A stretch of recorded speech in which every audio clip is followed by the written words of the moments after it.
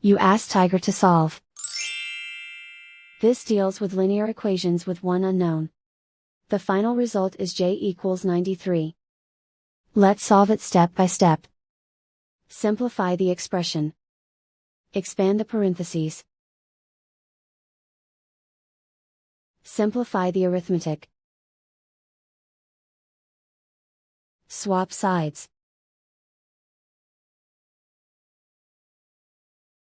Group all constants on the right side of the equation. Add 534 to both sides.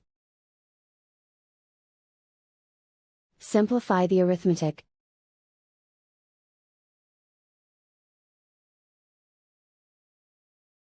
Isolate the j. Divide both sides by 6. Simplify the fraction. Find the greatest common factor of the numerator and denominator. Factor out and cancel the greatest common factor. And so the final result is j equals 93.